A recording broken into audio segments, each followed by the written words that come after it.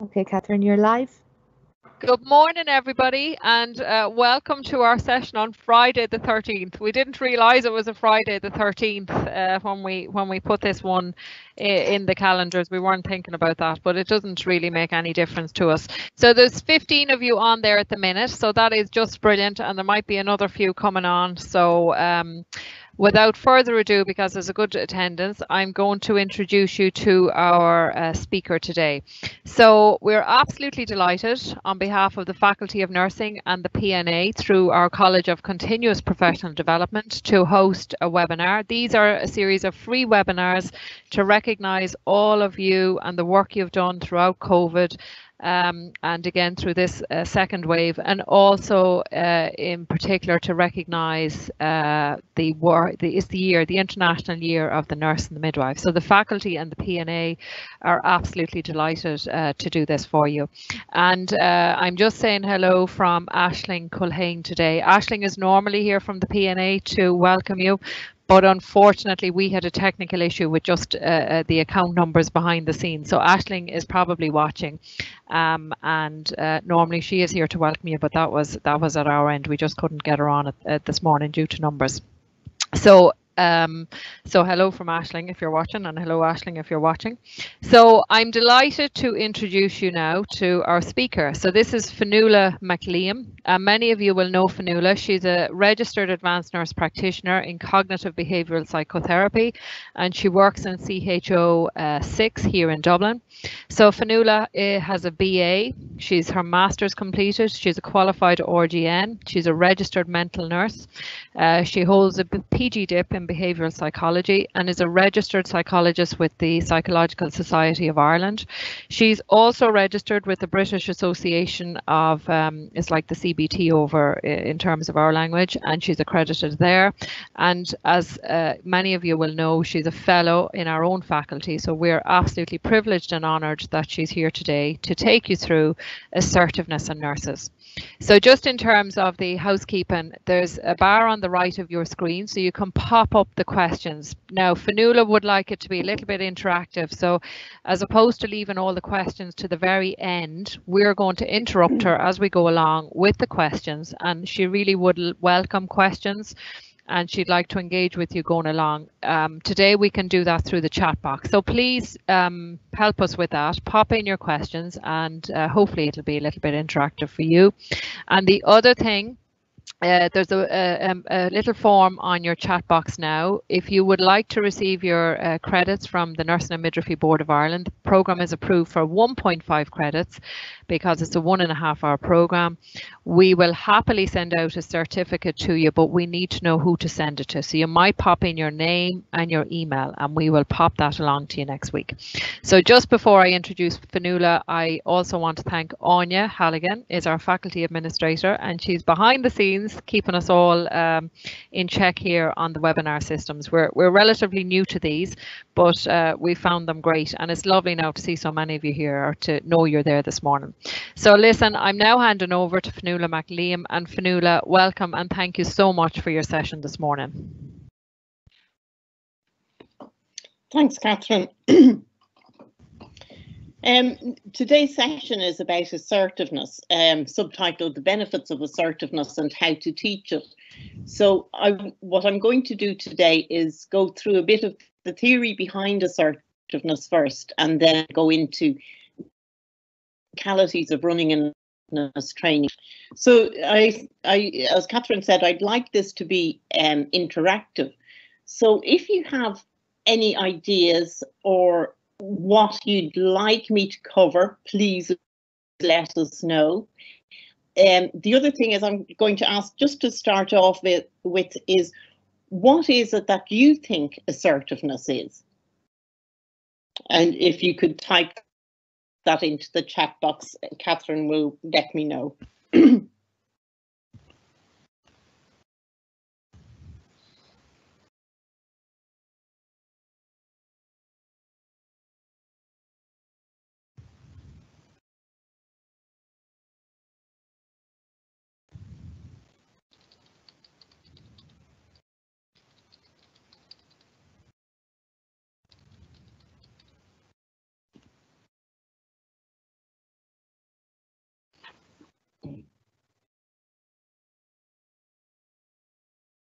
Just giving everybody a chance there. There's lots of you out there. Fionnuala, just to get it started, I don't know whether it's right or wrong, I just said it is, for me, standing up for yourself. Yeah, very good. We do need your help with this now. This will be really helpful if you, it doesn't take long to just pop in a few, a sentence or two or what it means to you. This will be really beneficial and useful for the group.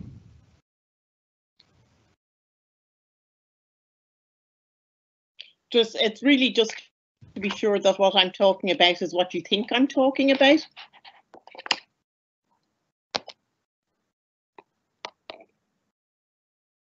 Can everybody see their chat box? I just don't see any. Oh, here's a communication for us. So communicating a message clearly, Fionnuala. Oh, excellent. Very good.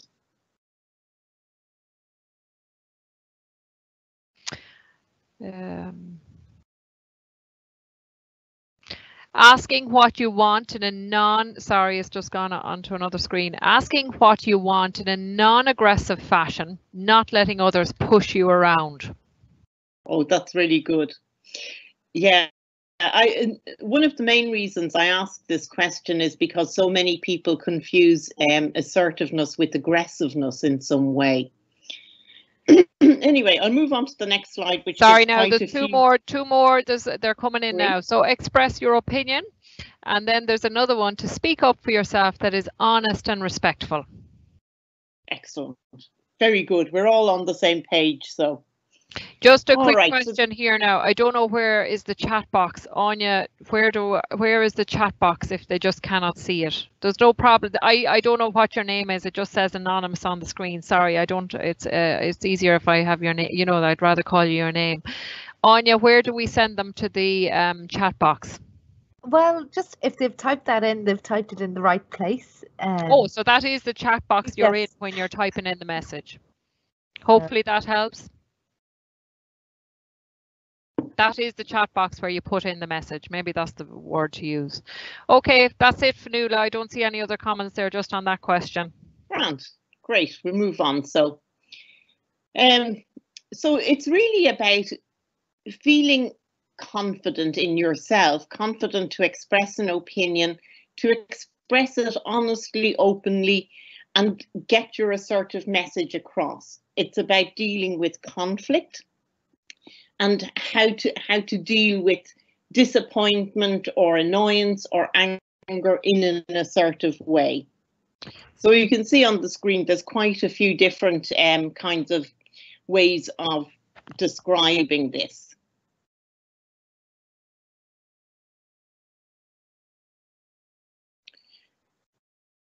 And that's fine. The problem is that nurses worldwide have a bit of a reputation for not being particularly assertive. This is some research from Ireland that says nurses frequently compliment their colleagues and allow them to express opinions, but they're not so good at expressing their own opinions or making requests. Nurses tend to be more assertive with their colleagues than with management or with medical and paramedical colleagues. One thing that helps people be assertive is if they're taking on the role of being assertive on behalf of others, whether that's your children or your patients. It's easier to be assertive on behalf of someone else rather than yourself as a nurse. The obstacles were managers, work atmosphere, and fear of what might happen if you expressed an opinion or made a request. And so assertiveness is regarded as something that nurses really have to learn. They have to learn to be assertive on their own behalf, not just to be client advocates, but for themselves too. And this is replicated everywhere. There's reports from America, from India, from Japan, everywhere, saying pretty much the same thing about nurses.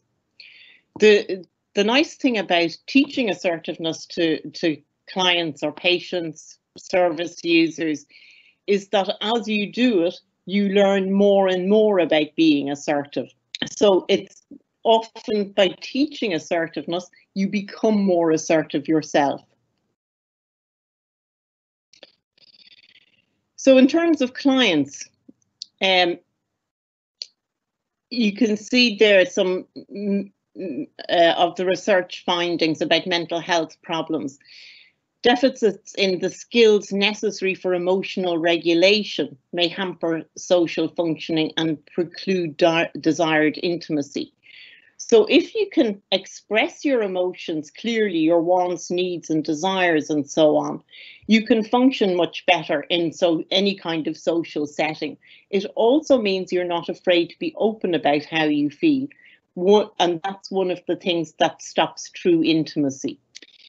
Assertiveness is a skill necessary for feeling empowered, and assertive people feel more in control and experience fewer health problems than people low in assertiveness. I think probably everyone has come across times when you haven't been assertive and you wish you had. It makes you feel disempowered. It makes you feel unheard. It's a kind of nasty feeling when you haven't made yourself heard, especially to someone in authority when it's necessary. Patients will often say as well that they didn't feel able to raise something with the doctor, but they're telling you instead. So one of the major personality attributes is locus of control. So in an internal locus of control, you feel that you are in control, you make things happen. You also attribute things that happen to your own efforts. In an external locus of control, you feel you have no power, things just happen to you. You're at the luck, fate, other people. And of course, there's nothing more depressing than that feeling of disempowerment. It also means that when good things do happen to you, you attribute them to circumstances or luck or whatever rather than yourself. A typical example would be is if you get a good mark in an exam with an internal locus of control, you attribute that success to yourself and your studying and so forth. If you have an external locus of control, you'll say you were just lucky with the questions or you had a good teacher, but you won't say it's attributable to your own efforts. And locus of control is something that's really powerful for people with depression and anxiety. Depressed people often feel they have no control in the world. They will say things to you like, I don't know why I bother, there's no point, there's nothing I can do. So for mental health, it's absolutely psychologically necessary to have this kind of internal locus of control, that you have some control over what's happening to you, no matter how minor. I work a lot with people with PTSD after assaults and so on, and they'll often say, it's been 6 months now since the assault, and the Gardaí said they'd tell me if they found anything, but they never got back to me. And of course, I'd be suggesting that they ring the Gardaí and remind the guard in question. And when they do it, it cheers them up a lot, because they'll go, well, I got onto him and he apologised for not getting in touch and he told me what's happening. And even just that makes an enormous difference, because they're then taking control by making that phone call, and instead of feeling rejected and forgotten.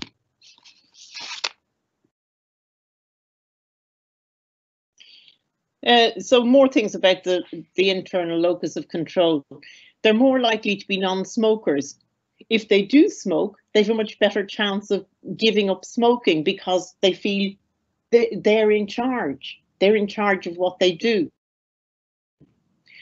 They're less likely to be more happy, less stressed because they're dealing with stuff as it comes along and they feel able to. They perform better academically in employment. again, because they're putting things down to their own efforts, taking an active part rather than being passive, and have better attention spans and alertness. And that may be because being confident in themselves and their own powers, they're not so busy worrying about what other people are thinking or might think of. So people who are generally non-assertive are much more likely to get depressed. And you can see how that works in terms of, you know, going back to those experiments with dogs where they couldn't get away from the electric shocks and they just gave up and sat there passively, even when they had an opportunity to escape. And the same thing with depression is they feel absolutely disempowered, they're demotivated, they do nothing, they say nothing, they just put up. And of course, that gets them into a vicious cycle where you start off depressed and then you become more depressed and spiral downwards. Assertiveness training has reduced self-harm in people with borderline personality disorder because they're not taking their emotions out on themselves. They're dealing with emotions as they come along. They're dealing with conflicts as they come along. And there's a positive relationship, as I said, with assertiveness and self-esteem, because the more self-confident you are, the better idea you have of yourself. And so these are protective factors against stress, again, because you take control, because you can say to your manager, I'm overburdened, I've been working too many hours, I've got to take a holiday, and you don't feel bad about it. So that was just a little bit about the theory. So moving on to the how to run a group. So what do you need to know? What do you need to cover? Who's suitable? Who will benefit? Well, you need to know some of the basic stuff about assertiveness before starting off. When you get the slides for this group, you'll also get a leader's notes, which is, you know, the curriculum of an 8-session assertiveness group in detail of what you're going to cover. And we start off with simple stuff, just, you know, dealing with strangers. Well, okay, so some people will find everyone is assertive in some certain circumstances. So when you're teaching assertiveness skills, what you're teaching people is to generalize their skill to all sorts of different situations. So some people will say that they can be very assertive with their immediate family, but they can't do it with friends, they can't do it with other people. Will have the opposite. They can be assertive at work, but they can't be assertive at the stuff we cover is everything from just basic what is assertiveness, how to be assertive and so on, how to say no, how to delegate, how to deal with criticism, dealing with people who may be aggressive towards you or passive aggressive, which is unfortunately quite common, and building up to the final thing, which is dealing with conflict, how to manage conflict when you're angry about something. And basically, who's suitable? I would say most people with depression and anxiety, with low self-esteem. The only exception, the only reasons for not having someone in an assertiveness training group, I think, is if they're actively psychotic.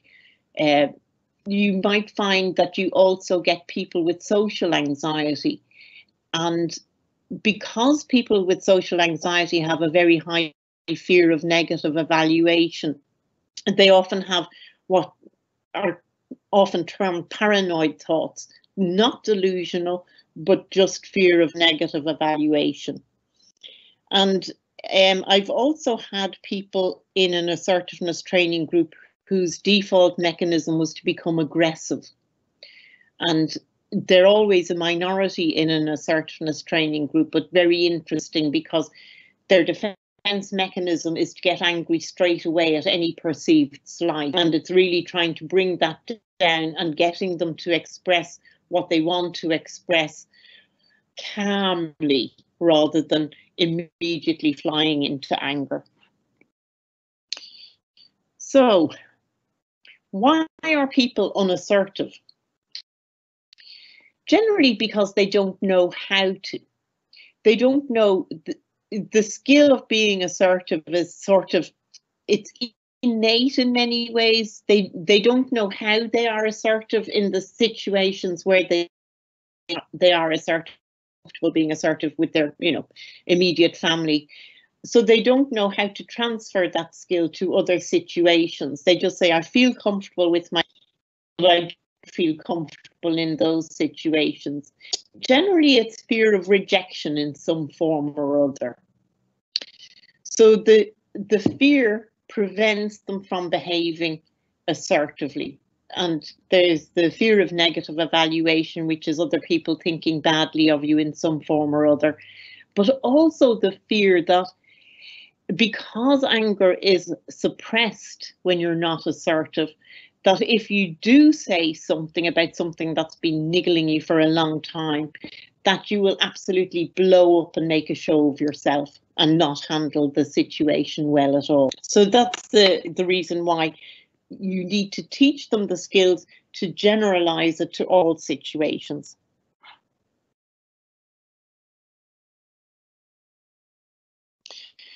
Assertiveness is a response that seeks to maintain an appropriate balance between passivity and aggression.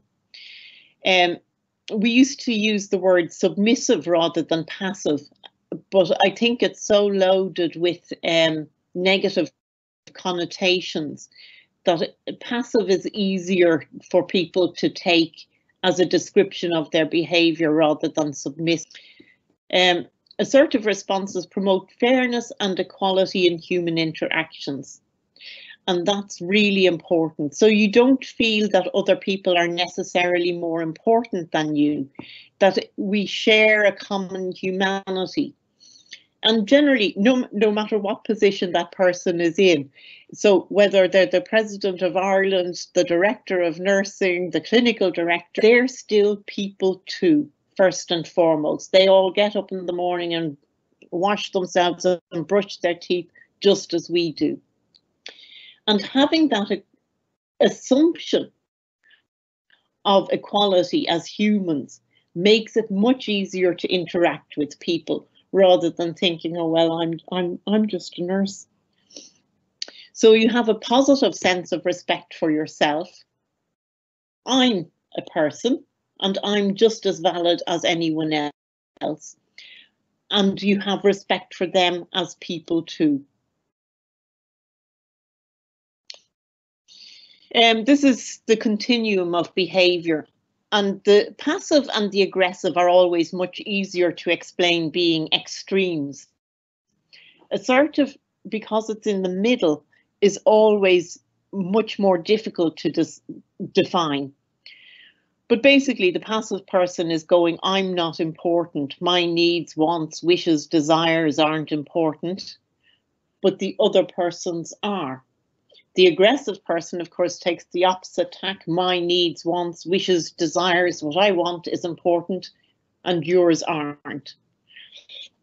The aggressive person steamrollers over everyone to get what they want.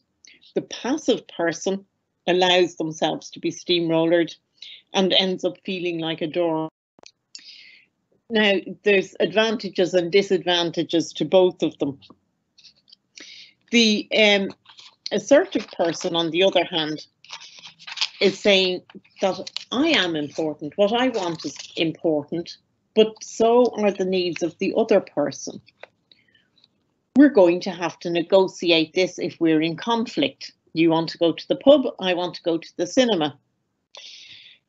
Well, we're just going to have to discuss this.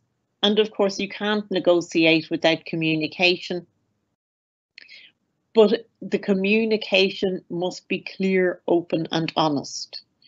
So if the passive person goes, I don't mind whatever you want to do, we'll do what you want to do. And the aggressive person is going, okay, this is what I want to do, we're going to do it.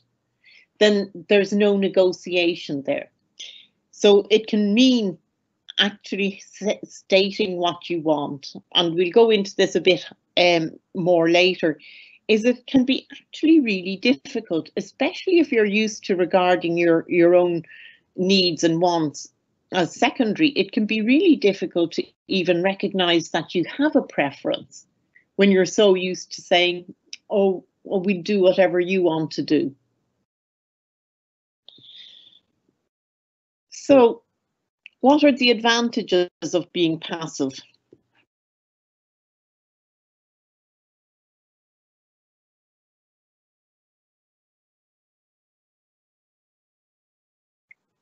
The advantages of being passive are generally people will like you. People will like you because you're very agreeable, you're very amenable. Oh, so-and-so, she'd do anything for you.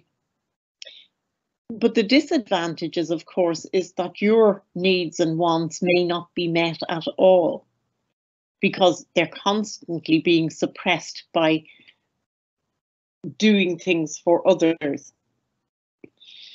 The advantages and disadvantages of being aggressive, well, the advantage is you tend to get what you want, but it's at a price because people don't tend to like aggressive people, so they pay the price that way. So here's a bill of the advantages and disadvantages of assertiveness, of course, are yeah, you know, if you suddenly change from being a yes person to being a hang on a minute, that's not what I wanted person, people may be a bit disgruntled. It's astonishing often when people in assertiveness groups start looking at this and find that they're having difficulty with existing friendships. They start realizing that their friends weren't really their friends, they were people who were, and that can be a hard blow to take. Obviously, disadvantage of being assertive is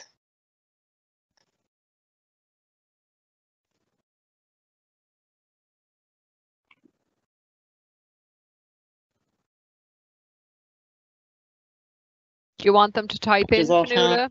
So no, I don't think so. No, that's I was you were paused there, I was just checking. No, that's fine.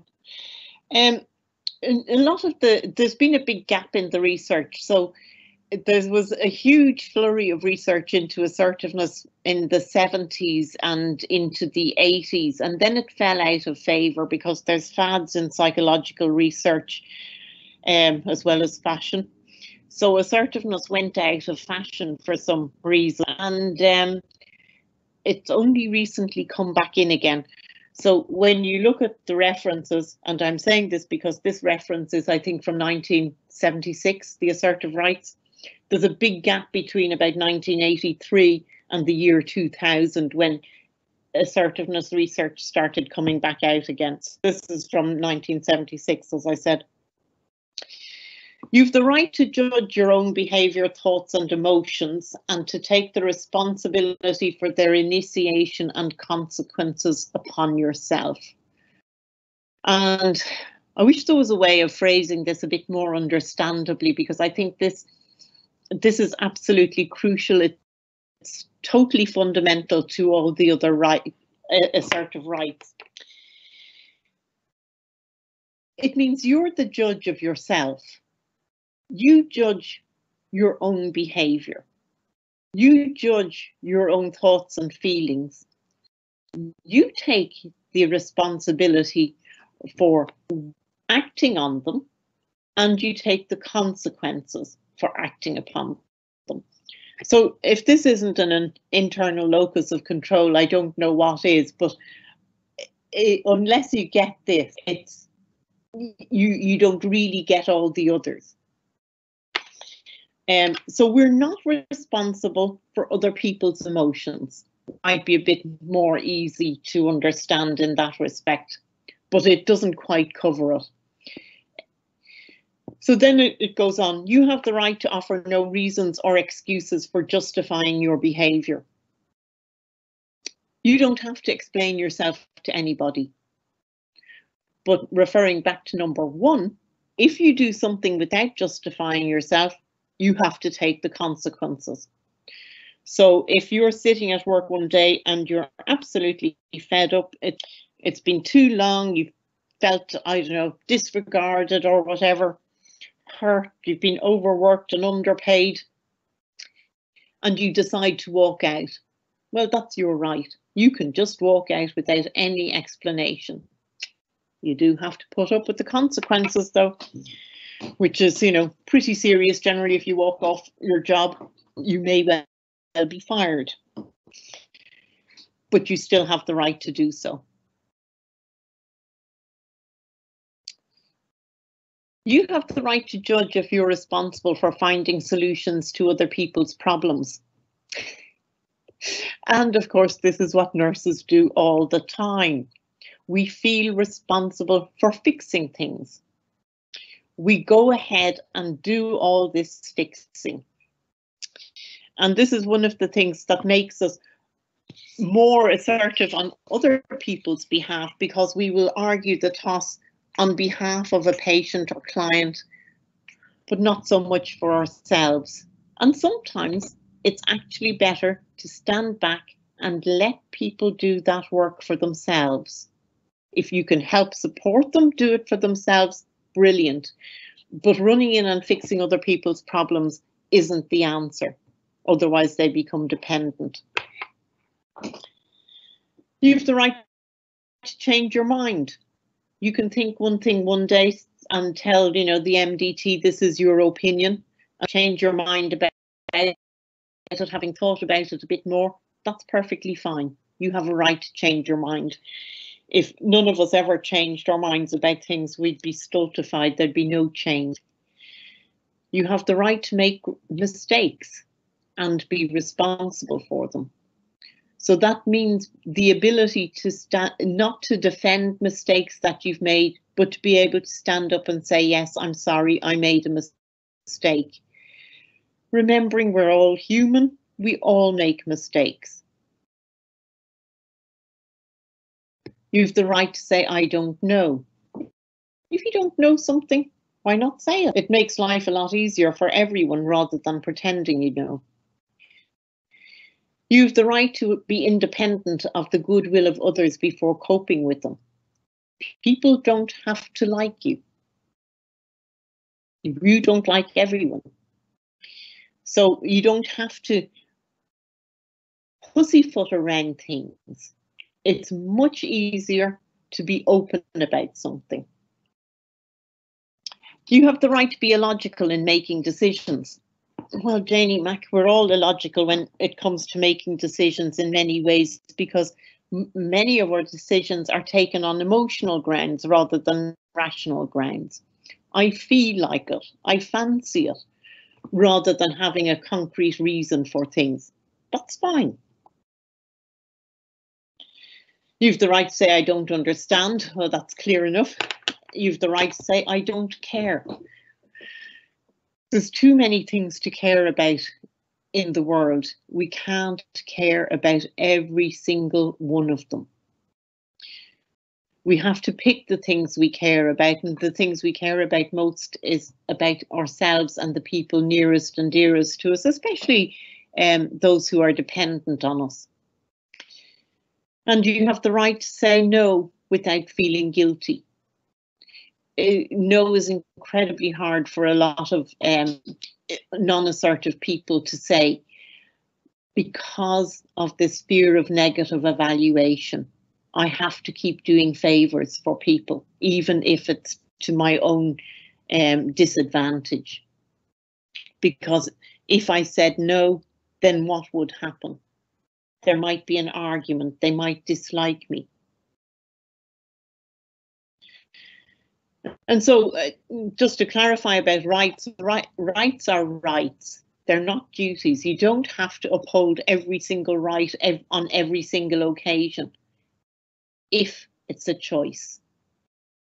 If you're doing it because you feel you have to, then it's not a choice. If you don't ever uphold your rights because you don't feel able to, then it's not a choice. So it has to be a choice on your part whether you're going to uphold the right or not. So when you're confident in being assertive, you don't reject every request. You don't refuse every favour you're asked to do.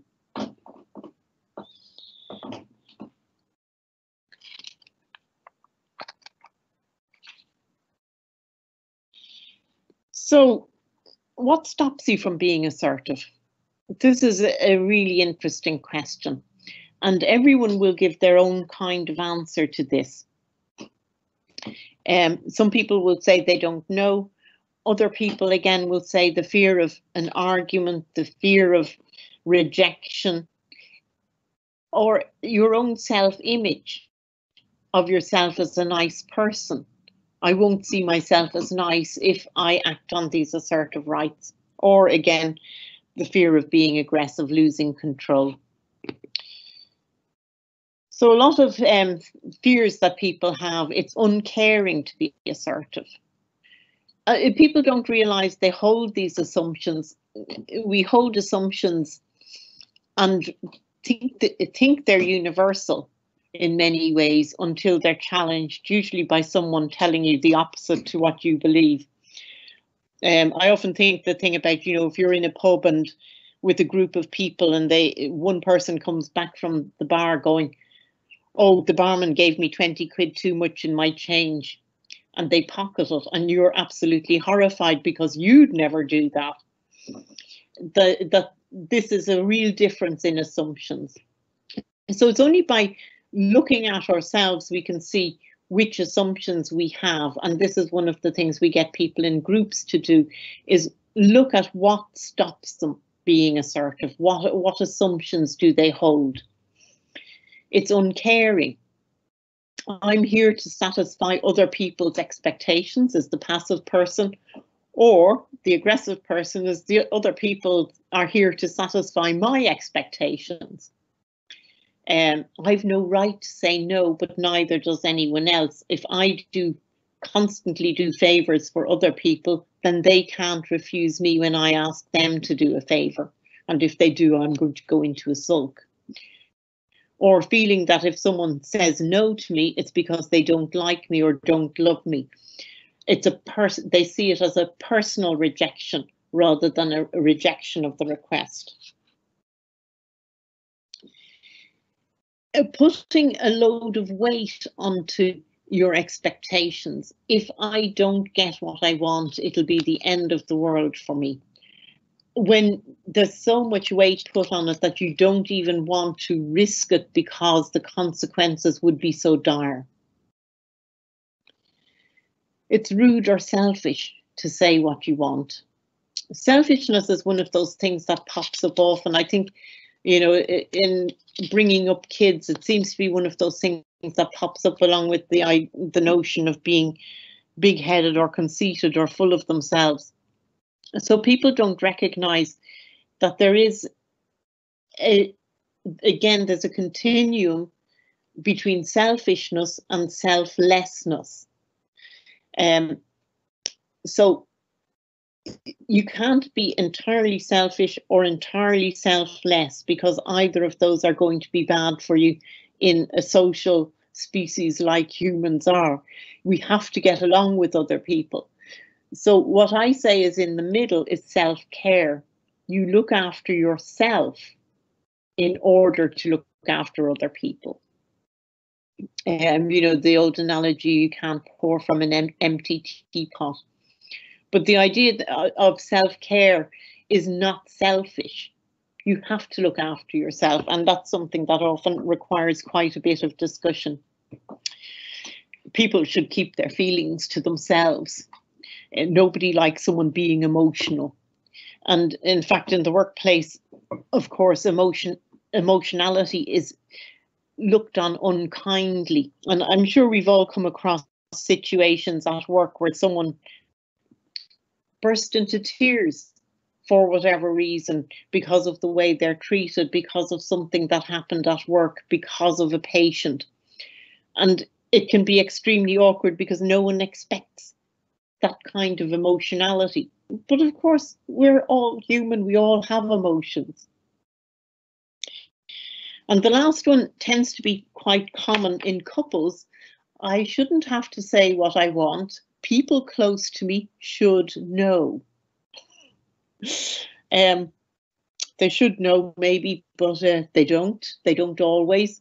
And this is where communication comes in. I hope this one is fallen out of favour entirely. A woman loses her femininity if she asserts herself. There was a video going from the early 90s on social media. I don't know if anyone's seen it, where RTE were doing a vox pop on Grafton Street or somewhere, asking men what they thought about feminism. And it was quite funny in a way.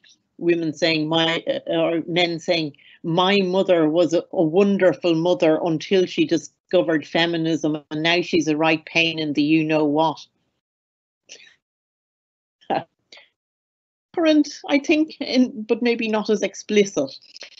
And the last one is, I lose face if I ask for what I need. That you're somehow going to, I don't know, put yourself up for disrespect if you say what you need. And so when people are thinking about this, they also tend to look at, where did it come from? Did it come from their upbringing? And we can't blame everything on parents. A lot of other things in our upbringing. So I generally say childhood, adolescence and early adulthood, because we're still forming our personalities up to early adulthood. So it could be something that happened in school. It could be something that a peer said to you. It's not really from parents. The kind of influences that are on children, adolescents and early adults come from a large range of sources. But interesting to try and identify, and people can realise that often that these assumptions are formed long ago from different circumstances. You know, when you're small, you're less powerful, you're a school child, you don't have much choice in the world over what you do. You have parents and teachers and people in authority telling you what to do. That it may have been valid then, but it's not valid now. So moving on to dealing with criticism, there's two kinds of criticism, constructive and destructive. How do you know which is which?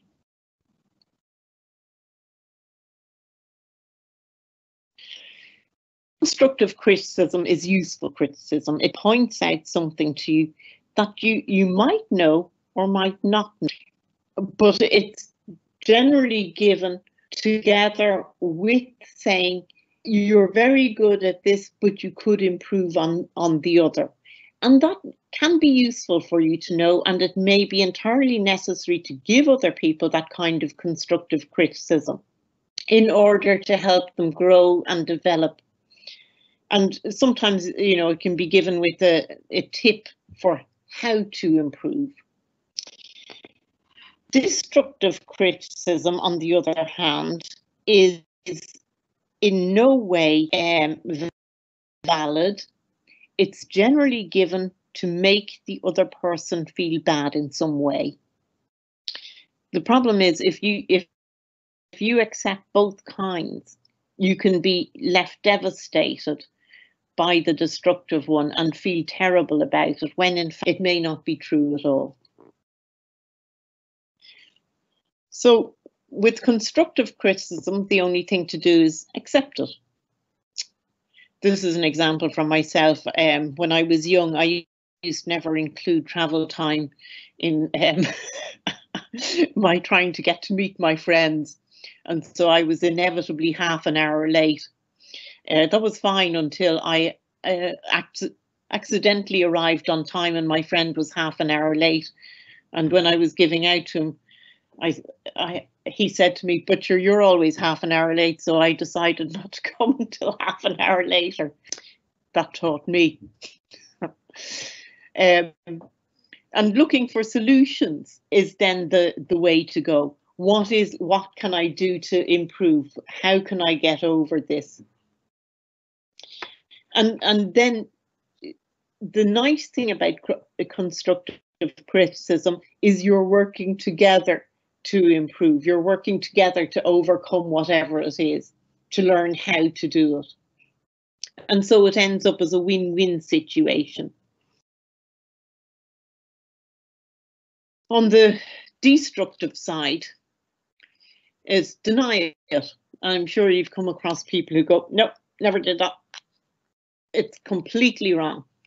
So just be forthright about it. If this is not absolutely true, you can deny it. "No, I'm not always late. I was only late twice." You can question it. If you say, "I'm really moany, tell me when you last heard me moaning about something." The problem, of course, with denying it is that you can get into one of those arguments where you're going, "Yes, you are. No, I'm not. Yes, you are. No, I'm not." And it really doesn't get you anywhere. Asking for examples tends to be more fruitful, because if the accusation is untrue, they're going to have a hard time thinking up examples. And the last solution for dealing with destructive criticism is you don't really want to get into an argument, but you don't want to take it on either, is just go, "Oh, I suppose it could be true, maybe, yeah, I suppose so," where you're not actually taking it on board. So the more you do that, the more you're not taking it on board, the more the person who's trying to be nasty to you with untrue criticism realizes it's not working. The more you fog, you just go, "Yeah, maybe, could be, I suppose." You're not taking it on board, you're not hurt, you're not upset. And that can be really useful sometimes. The opposite to criticism, of course, is compliments. So dealing with compliments is one of the things we cover. And one of the reasons for getting people to deal with compliments well is because you hand out compliments, people are going to be generally cheered up and complimentary either to you or other people.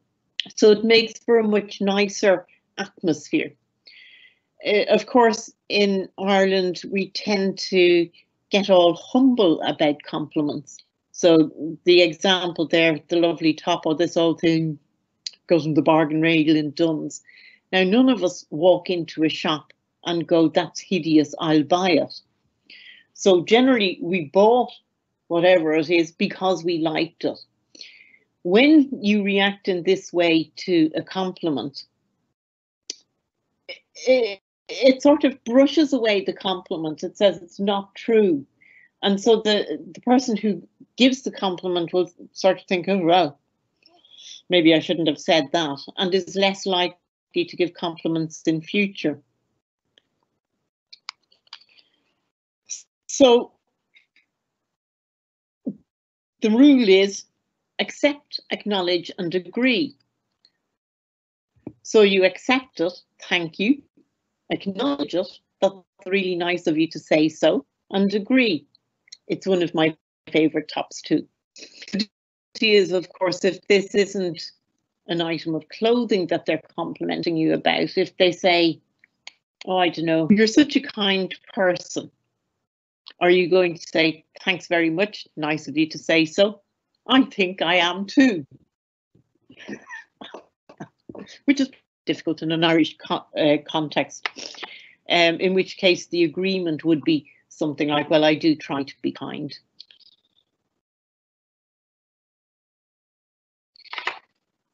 So, saying no, of course, if you've always said yes to people, if you've always accepted favours that people have asked of you, they might be a bit shocked when you say no. And you'll find that in assertiveness groups that people come to the next group and they say, yeah, no, my friend was a bit cut out by me saying, my husband told me I'm not the same person I used to be with these blinking assertiveness classes and so on.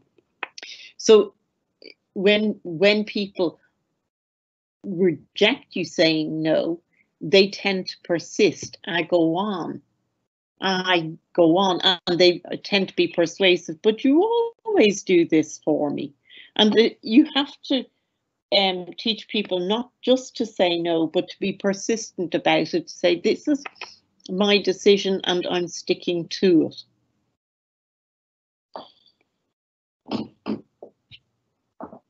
So, dealing with people who are resisting your assertive message, whatever that is, you have to make sure your message is reasonable and it doesn't infringe on the other person's rights. You have to be calm, assertive, and polite, and give the other person time to respond. So you don't just go, no, that's my final answer, and run away. Because it's important to be ready to listen to people. Of course, if you're anxious, presenting your message calmly, assertively, and politely is really difficult. This is one of those situations where we're often asking people to behave as though you feel confident. Behave as though you're assertive, even though you're shaking underneath. And one of the reasons for doing that is because then it's a kind of behavioural experiment. If you change the way you behave, what happens then? So you give the other person plenty of time to respond. You reflect back their feelings and comments so they know you've listened, but you add your message. I know you're disappointed, I can't babysit for you, but I absolutely cannot do that evening. So you keep doing that. Don't get sidetracked, don't get angry. And in a way, although you may feel a bit robotic repeating the same thing with the same words, if you vary the tone of voice, people don't often realise that that's what's happening. They will try to sidetrack you, they will drag in red herrings, but you keep going back to the main point. This is a rejection of your request. I'm not rejecting you as a person, I'm listening to you, I acknowledge how you're feeling, but the answer is still no. And be open to any indication that the other person is ready to negotiate. So if they say, well, okay, so you can't do Saturday, in that case, what about Sunday? Then you go, this is a new request. Is that something you want to do? And then it's a new negotiation again. People often won't make it clear that they're opening a new negotiation. You have to spot that. So it means actually listening to them, even though your response is already in your head and ready to say.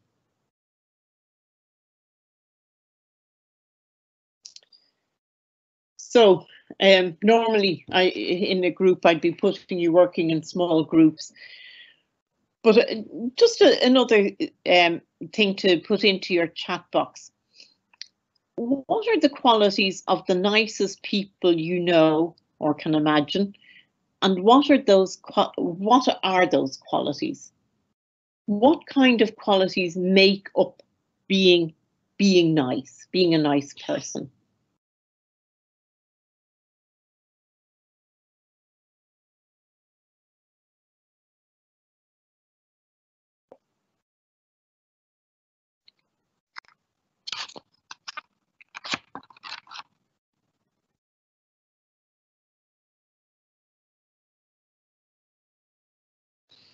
I'll just give everybody now, if you just type that in, I'll read them out to Fionnuala.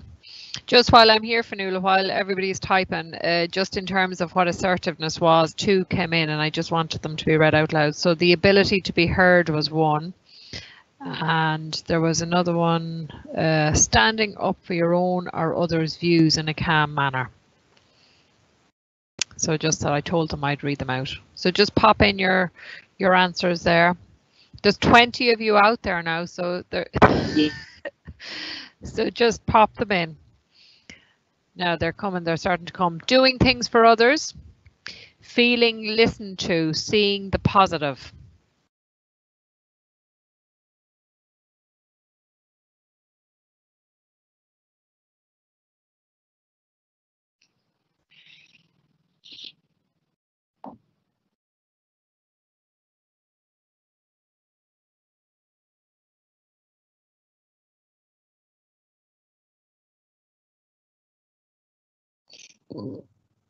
Any other thoughts there?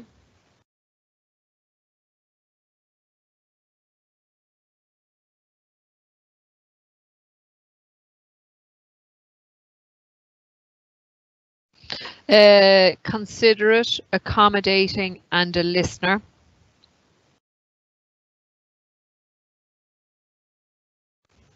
There might be a few more typing. There's 20 of you out there now listening, so we've had 3 comments, so there are another few. Any other thoughts?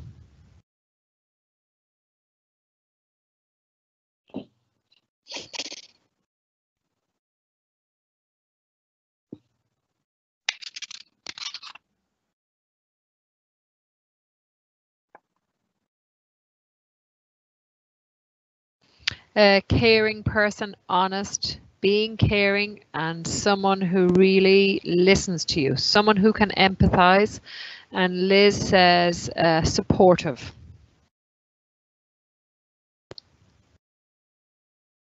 Great. Ashlyn, I hope I'm pronounced that right. Ashlyn Strahan says kind, attentive, interested.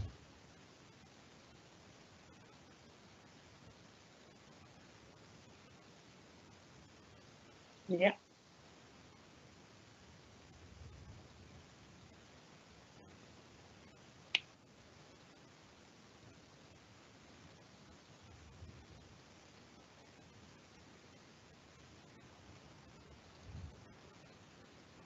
That might be as good as you get, Fionnuala. 10 of you have responded, so thank you. That's the others great. might be in agreement with some of those comments.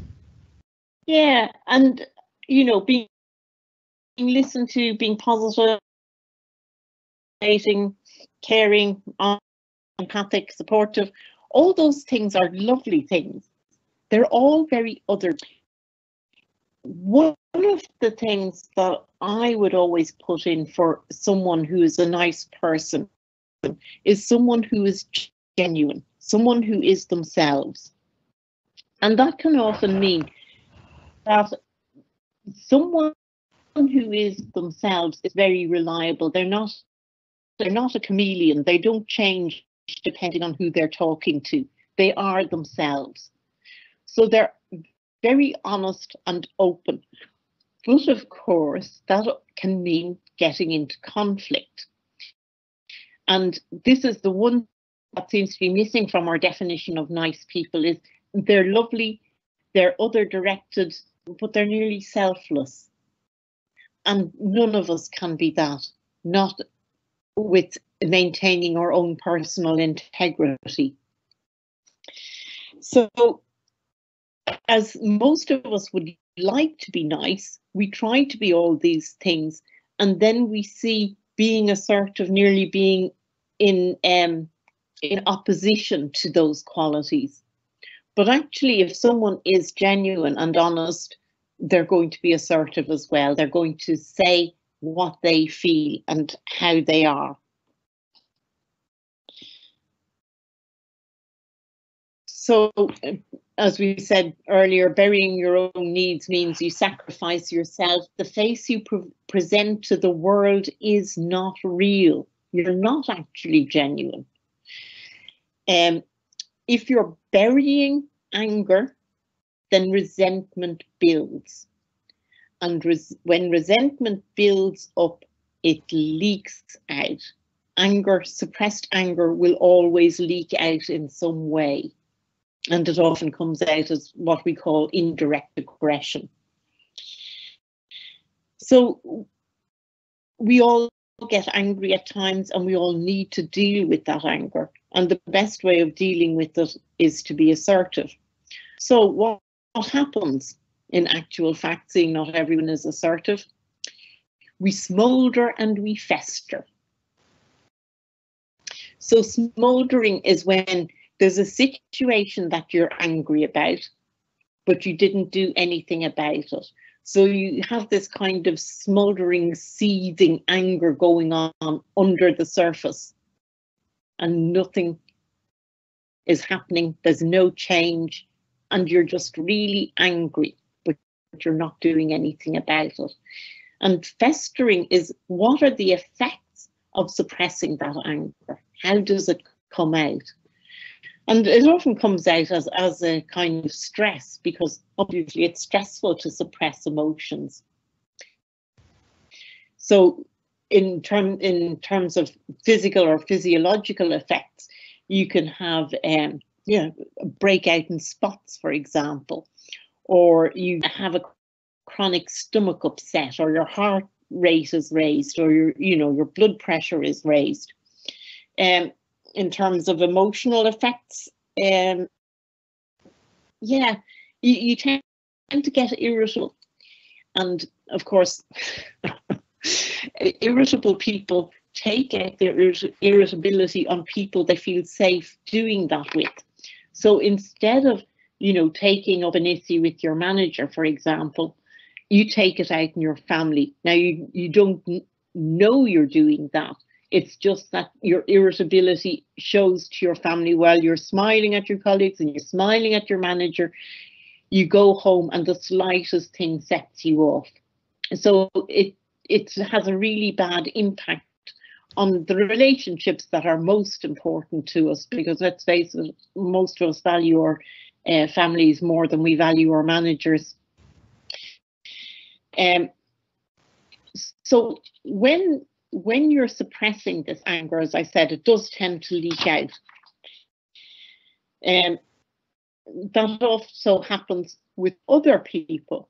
So when we're looking at dealing with the kind of stuff that other people are showing us, what is it that they're showing us? We've a whole in the workbook. I don't have it on the slides here, but we have a whole list of different ways that anger can leak out. One of the primary ones is sulking. So this is where you think they should know how badly you feel and you withdraw your attention, or I'll talk about other people rather than ourselves, but we're all guilty of these things ourselves too. Slamming doors, going silent, not talking to someone, sort of sabotaging them, making sure things go wrong for them, not telling them things they need to know, all this kind of thing. This is indirect aggression. So when other people are being indirectly aggressive to us, displacement, for example, that's taking the anger out on someone else. So, you go home, give out to the husband gives out to the kids, and the kid kicks the cat. I don't know. That's all putting it on to someone else. Withdrawal, this is the sulking. Guilt rousing, trying to make someone feel guilty.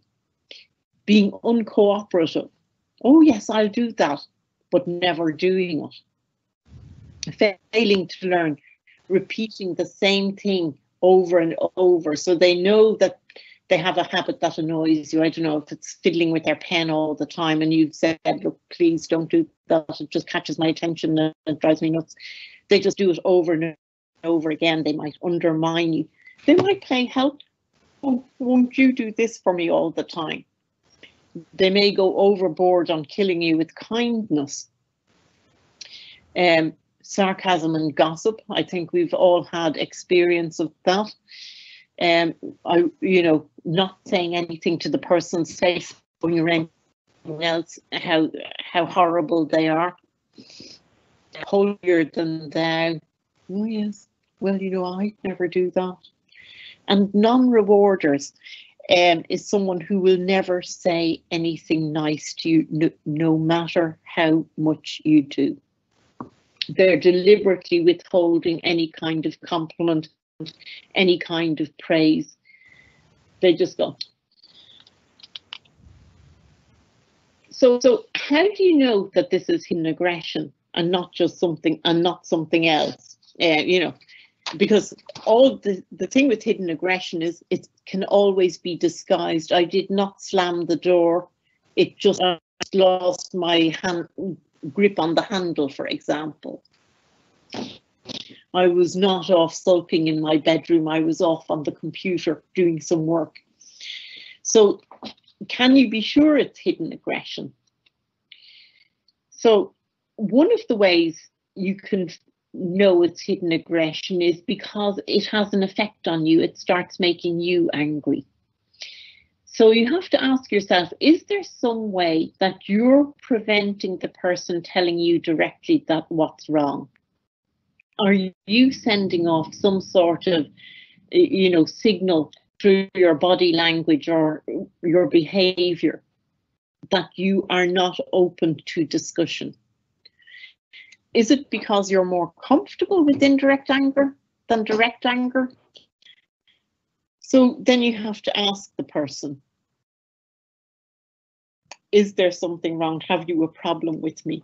And you know, doing that kind of thing can be really anxiety provoking because you have no idea what kind of an answer you're going to get or how that answer will make you feel.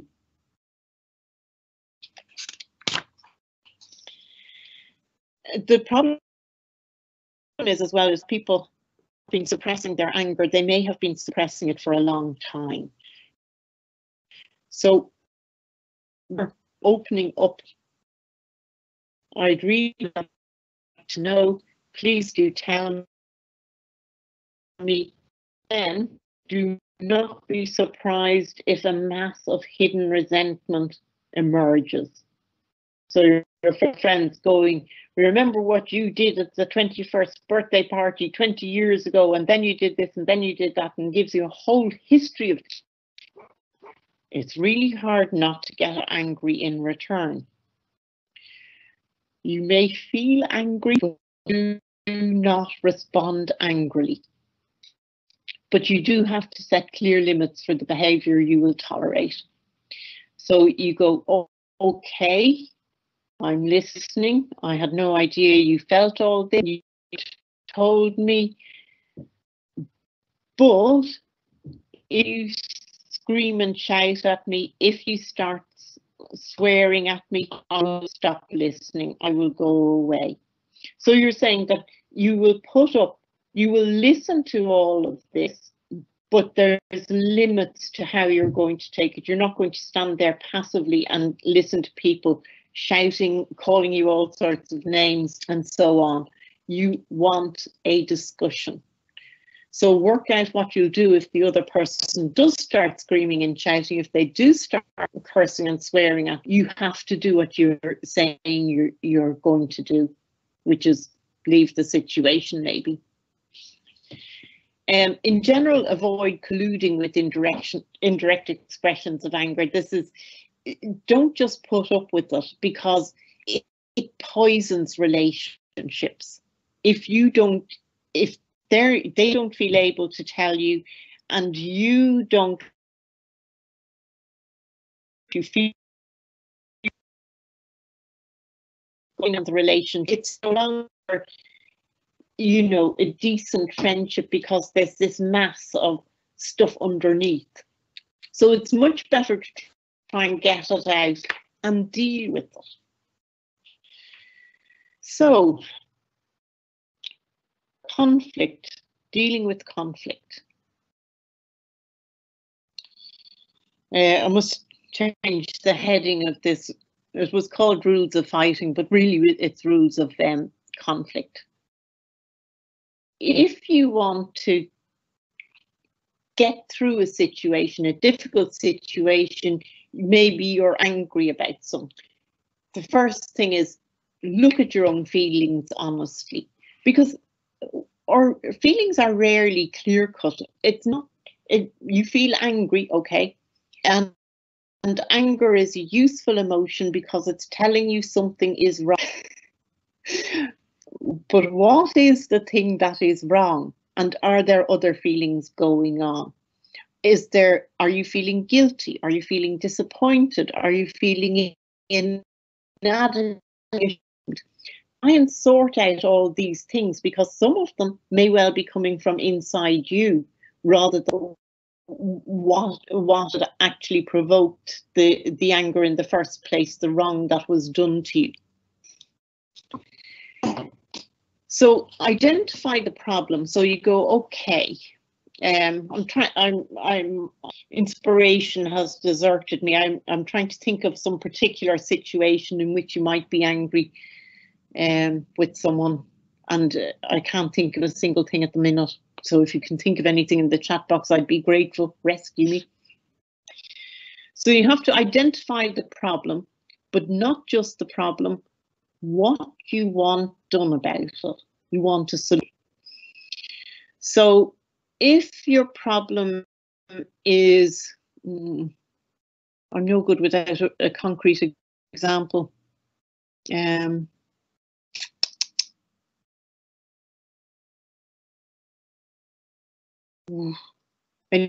got any ideas there? I can generally think of examples, but as I said, I'm just bereft of inspiration at the moment.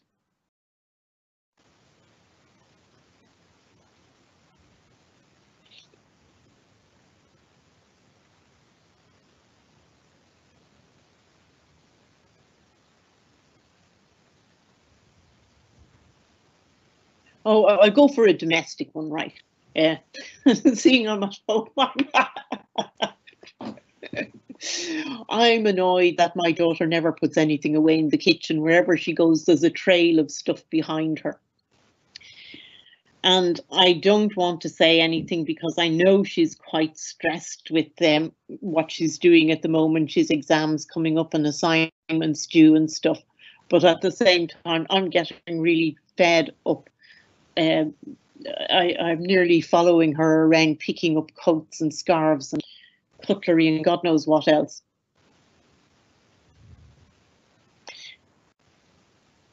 So yes, I wait a while. My solution, of course, is the problem is that she's leaving a mess everywhere. My solution is clean up after herself. So that's the solution as far as I'm concerned. So prepare my case, arrange a meeting. So I go, can I have a talk with you after dinner? It's something I'm really annoyed with. It can be that informal. It's not necessarily, you know, we'll meet in the living room at 7 p.m. So state your grievance. Feelings first. I'm getting really annoyed. It's really depressing me. I'm fed up about this. I know you're stressed, but it's quite simple to pick up stuff after yourself.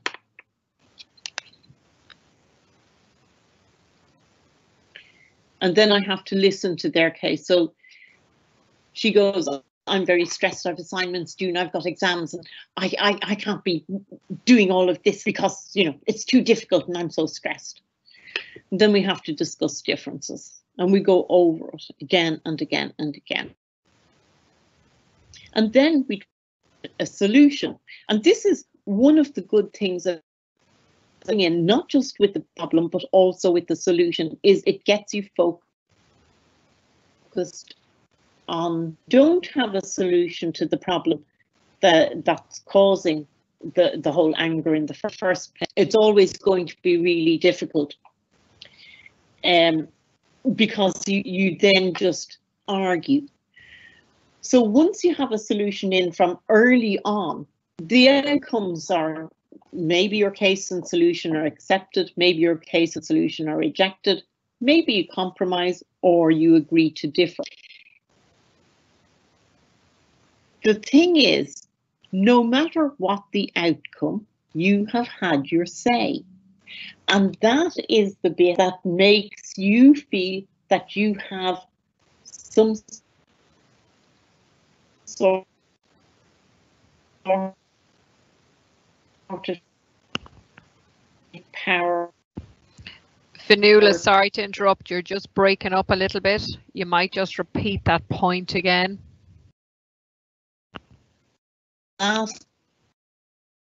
Did I go wrong?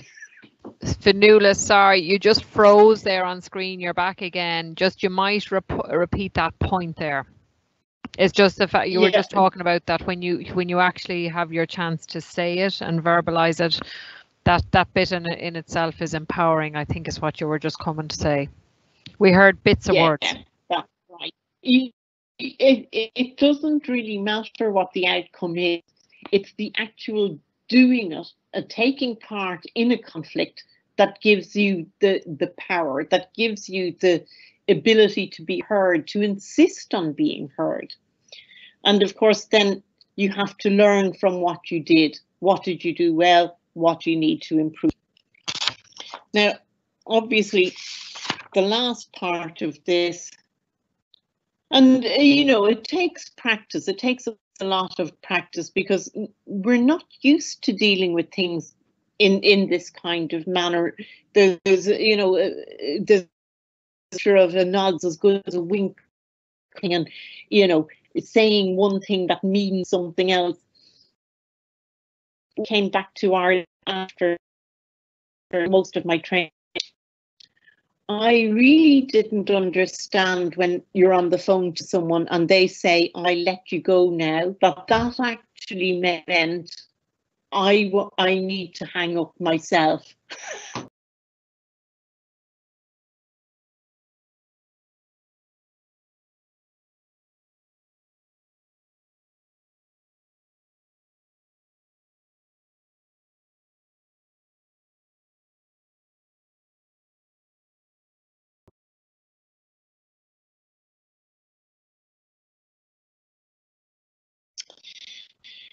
So, when not to be assertive, under what circumstances would you choose not to uphold your assertive rights?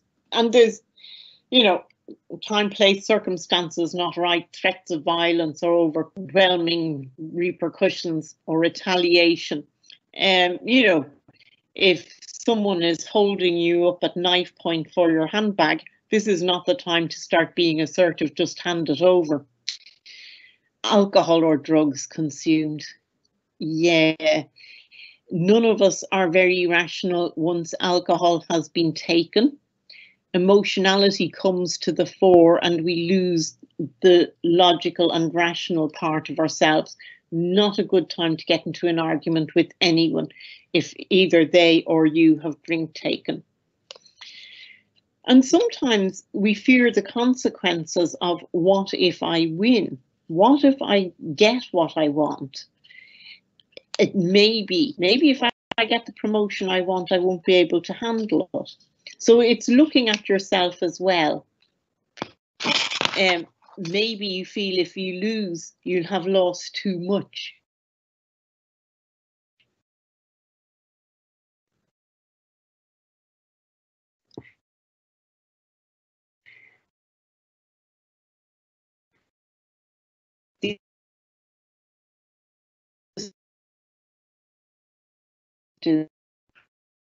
I don't know whether you can hear me, Fionnuala. You're just breaking up there again, or it just seems to be you're kind of freezing. I think you're okay again now. Sorry about this. I think this is more to do with the broadband and the internet as opposed to the system, if you know what I mean. There may be a lot of people on it at the time. You know the way it's often that. Yeah. So I think this is relatively clear. The other person refuses to fight, you can do nothing about. You cannot force people to talk. You can't force them to discuss something, but at least you've made the effort. Again, if you haven't prepared your case, And, you know, there may be times when you need to get more information. If you're having a conflict at work, for example, you may need to consult with your trade union representative. You're unsure what your grievance is or what your feelings are. You have to work this all out, and including what your preferred solution is before you start engaging in this kind of conflict negotiation. You may have a complete lack of support. People, you know, if you discuss what you're angry about with other people and elicit their opinions, they may say to you, no, Fionnuala, you haven't a leg to stand on there, really. Or you don't know much about your opponent, the person that you're angry about, or they may be very vindictive. So, you know, you might raise a conflict with a colleague, but they find that they are going to make your life miserable for the rest of your working life. You have to think twice. So, when you're giving all these things consideration, it is assertive because you're saying to yourself, I can do this, but I'm choosing not to. Because I know this particular person, I know they're going to take petty revenge on me forever. That will really make my working life miserable. So I'm just going to have to put up with it for the time being and maybe go and work somewhere else. And so that is the end of the assertiveness course. There's a lot more information in the handouts and so on as regards what you need. But I hope you've got some benefit from today's session. I hope it's made you think. And if there are any questions, just type them in and Catherine will let me know. Fionnuala, thank you so much. That was absolutely really informative, and actually for myself, just in terms of working with people. So I've learned a lot again, and I did this with you before, of course. So what I would ask everybody now is your chance to pop in questions. All of you who have signed in, we'll send on Fionnuala's slides, and like she said, there's other links in that there. So please pop in questions now, and you have Fionnuala as the expert on the line. Sorry about the interruptions there towards the end, but I think it's more the broadband and the Wi-Fi. So I'm just going to. Pádraig actually had been giving you some of the disadvantages. While people are popping in their questions, I'm going to read them. So he said people can be walked over, increased expectations of others and dependency. And he also said nice people are on err on the side of being selfless, but do stand up for themselves and others. Good listening, caring and encouraging. Someone else said there's someone who's caring, empathetic and understanding. I think these came late. So Lise said, I am French. At work, when I try to be assertive, they make fun of me and said it's because I'm doing a French revolution. It is very undermining. It is. It is. Yeah, that's an excellent description of something that is then belittled and made fun of, rather than taken seriously. We'll have none of your foreign ways here, was what I used to get when I came back from London. We don't want to know what they do over there, whenever I suggested there might be a better way of doing something. Yeah. So, Annie, how does Liz manage, or Lise maybe manage that in work, Fionnuala? Is there kind of practical sentences or words she can use to try and change that narrative? Yeah, it's about being not allowing these brush-offs to actually work as brush-offs, where you just keep going, well, actually, I'm quite serious about this. This is something that I would like people to take on board. So it's a matter of, you know, insisting on your right to have these opinions and to say what you want. That you're not going to vanish with so easily. hopefully that's helpful, Lise, and some of the topics that and areas Fionnuala has covered today. Anonymous, thank you. Don't know your name, so I can't read it out. So thank you was very good. Someone else said here, Anonymous, left out of communication. That can be another issue. That example on an ongoing basis, that you're left out of the loop altogether with what's happening. Yeah, yeah. And that, again, in order to be heard, you have to be persistent and consistent, where you say, please put me in on the list of the emails, on the email circulation. Please let me know. I've discovered yet again that there's something I didn't know. And really, you just keep doing it again and again and again. You're perfectly right, within your rights to do so. It does make you a bit of a pain in the arse to the other person, but hopefully they will want to get rid of this pain by including you. If they don't, then you may have to take it further. Okay, thank you, Fionnuala. Lise said, thank you very much. It is very interesting. And she said, I never know how to react. It is all the time.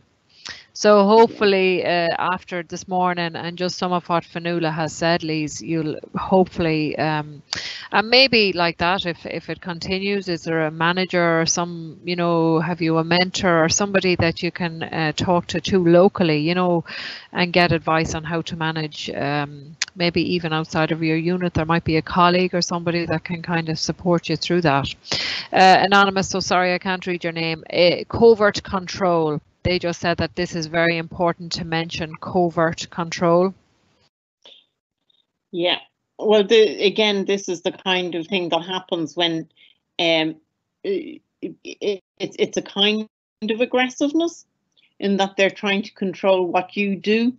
And it's really important to see it for what it is and call it out as such.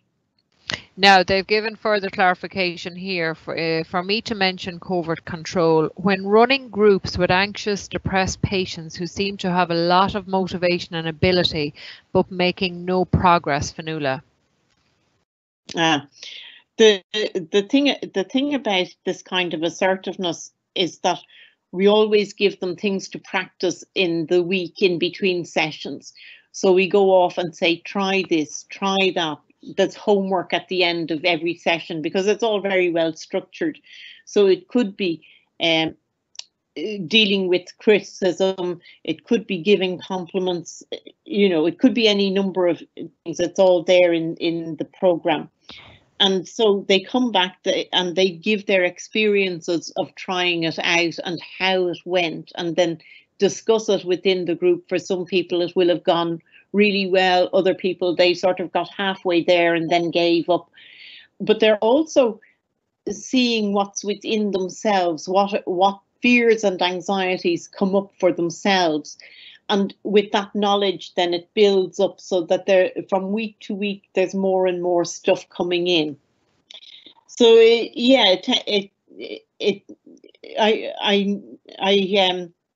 haven't had a group for a while, and it's really difficult to teach assertiveness in a one-to-one session. It's much better in a group because the group cohesiveness, where they're all learning from each other as well, is amazing. It's a lovely energy in an assertiveness skills training group. They do learn so much from each other. Lovely. And gain insights about themselves as well. So hopefully that has answered your question. You have about 2 minutes. 2 minutes. We're at 12:28, so it worked really well to time. If anybody else has a question, you 20 people on, Fionnuala, so hopefully the 20 of you there today have benefited from it. Just Fionnuala, as a mother, I suppose I'm thinking of it when I was sitting here listening to you. You know, at the beginning, I got my notes here now. I was listening to. So you know where you talked about the internal locus of control and the external, and again, I have a little 8-year-old and a 5-year-old here at home. So I think that whole thing that people have, from what you say, you know, that they're better to have the internal, that, you know, they have control over their own lives. What do I do now, or how do you encourage that they're not feeling things are happening to them? Does that make sense? What do you do as a parent to kind of encourage your children to have, from what I gather, they're better having a kind of a more understanding of, I am in control myself. Yeah, well, I think exactly what most parents do, because a lot of parenting is allowing kids to make mistakes. You allow them to try things, you know, and they have a great drive to do things for themselves. You know, they I can do it by myself. You know, don't dress me, I'll dress myself. Yes, yeah, I have that in the mornings. Yes, yes. Well, the 5-year-old now, the bigger lad can dress himself. Go on, yeah. But allowing them to do that, to have control over things that they actually can control, and saying, well done, didn't you do well, all that kind of thing really gives them the chance to try things out. Now, obviously, there's things that we won't allow them to do. Yeah. I remember waking up as a single parent and being chronically sleep deprived, and I slept in one morning and discovered that my 6-year-old had decided to make buns in the kitchen. Oh my God, the kitchen was covered in flour. Yeah. Oh my goodness. Yeah. Before putting it into the oven. Oh, in the oven. Oh Jesus. I was just thinking of the mess. Oh my God. And at 6, being Fionnuala, 6. Yeah.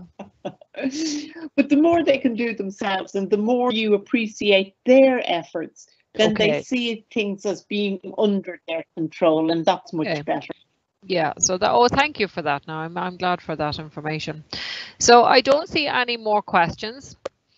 So hopefully everybody that was of benefit. I know, Fionnuala, you do a much longer day. A lot of our days previously would have been a 6-hour in-class day where you can kind of get to practice the skills that Fionnuala mentioned on each other. So we're doing it in this format, obviously, because of the COVID and public health advice, but hopefully in the future we'll get back to more, you know, a facilitated workshop. It gives people an opportunity to practice the skills that Fionnuala is talking about with each other. But we've certainly, and I know from listening here myself today, I've learned a lot. And just even, I think that whole thing about the emotional keeping, you know, don't reply when you're angry, I think is very good advice, Fionnuala, for being at home with your husband and your kids, and again at work, because sometimes things get under my skin no more than everybody else's, and you're inclined to send an email quickly, and they're not good emails to send. So I'm getting much better as I get older too, and just kind of pausing, write the email but don't send it, and then, like you said, when you come back to look at it, you have a better perspective. So Anonymous here at the end says, excellent session, Fionnuala, thank you so much. So from all of us, Fionnuala, who were listening, thank you sincerely for your expertise and for sharing all those insights with us, and for lots of your practical examples on how to manage these situations. Thank you, everybody. Have a lovely weekend, and I know many of you are clinical, so please stay safe, and hopefully we'll see you on the next session. They're all advertised through the PNA website, and we have another few sessions to bring us up to the middle kind of December. So we look forward to seeing you on the next one. And thank you again, Fionnuala. Bye, everybody. Bye-bye. Bye-bye.